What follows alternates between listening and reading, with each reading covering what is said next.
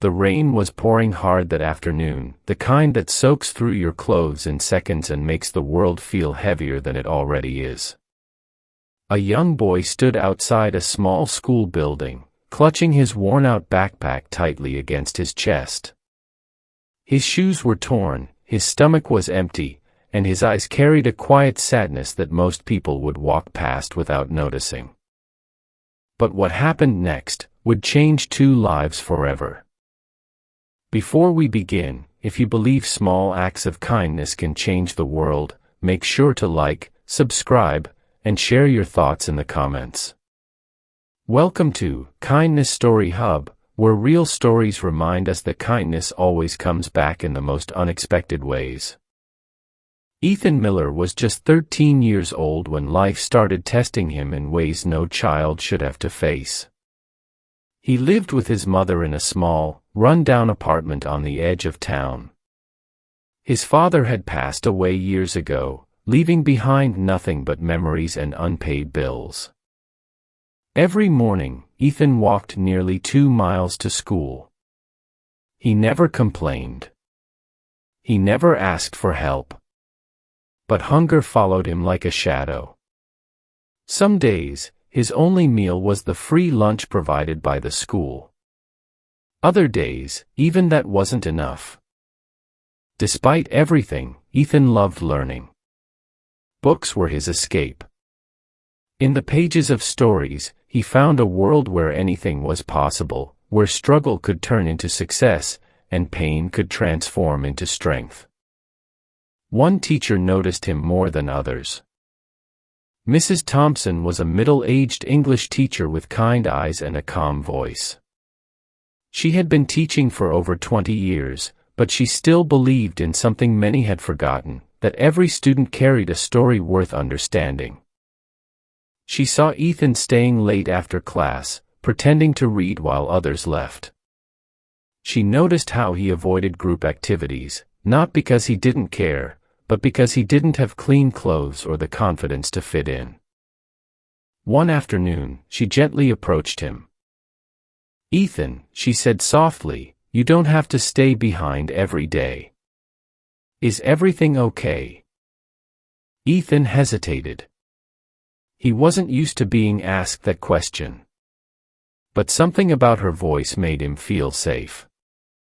"I just like reading," he replied quietly. Mrs. Thompson smiled, but she knew there was more to the story. Days passed, and the rain kept coming. One particularly cold evening, as Ethan was leaving school, he noticed Mrs. Thompson sitting alone in her classroom, holding her head in her hands. Something didn't feel right. He paused at the door. "Ma'am, are you okay?" She looked up, startled. For a moment, she tried to smile, but it didn't quite reach her eyes. "I'm fine, Ethan," she said. "Just a long day." But Ethan didn't move. He stepped inside and placed his backpack on the desk. "You don't look fine," he said gently.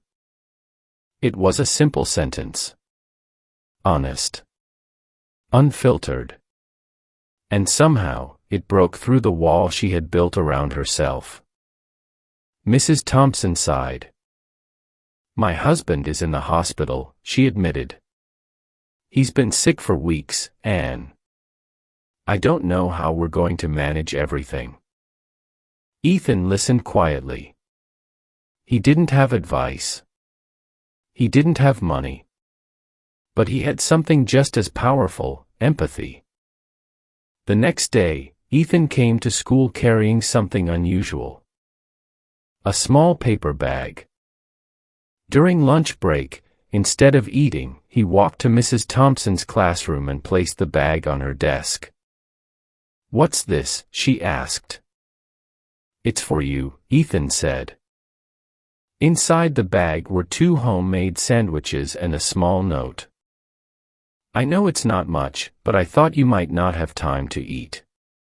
You always take care of us, so I wanted to help." Mrs. Thompson felt her eyes fill with tears.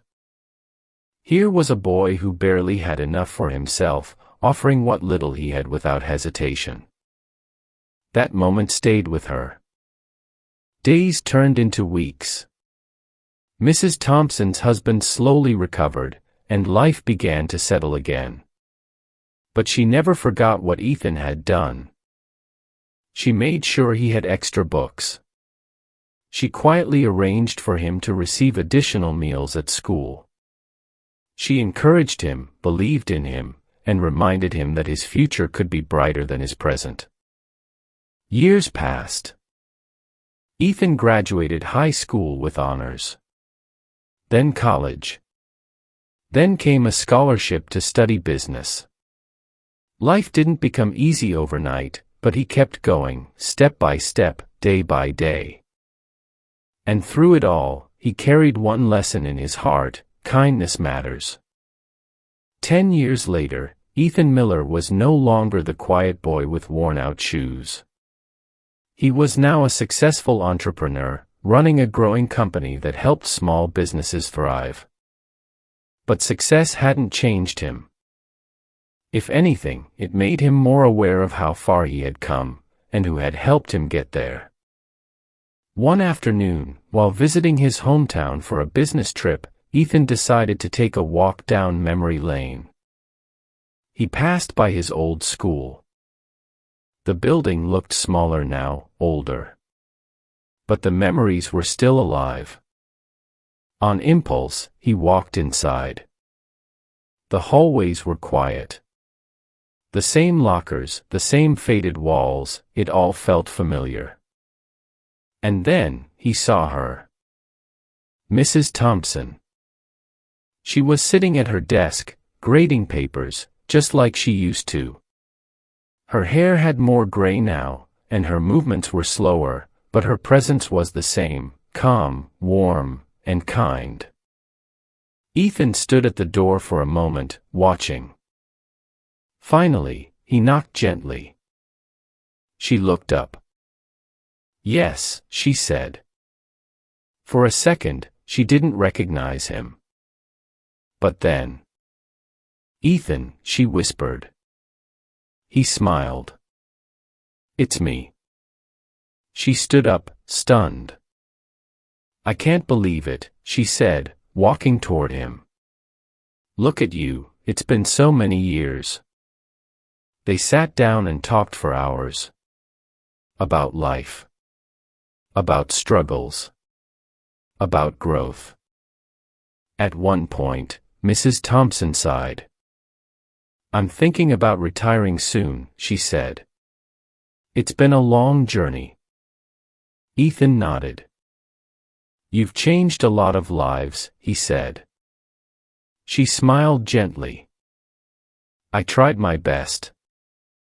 There was a pause. Then Ethan reached into his bag and pulled out an envelope.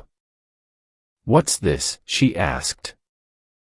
"Something I've been wanting to give you for a long time," he replied. She opened it slowly. Inside was a letter, and a check. Her hands trembled as she read. "I don't understand," she said softly. Ethan looked at her, his voice steady but emotional. "You once told me that small acts of kindness can change someone's life," he said. "You didn't just teach me English, you taught me hope." He continued. "When I had nothing, you made sure I didn't feel invisible. You believed in me when I didn't believe in myself." Mrs. Thompson wiped away tears. "This is too much," she said. Ethan shook his head. "It's not enough," he replied. "This is to support your retirement, and to help you live the life you deserve." She was speechless. "But why?" she asked. Ethan smiled. "Because one day, a teacher who was struggling still found the strength to care about a poor student," he said. "And that student never forgot." They hugged. A simple moment, but one filled with years of gratitude, kindness, and connection. As Ethan walked out of the school that day, the sky was clear. No rain. No heaviness. Just light.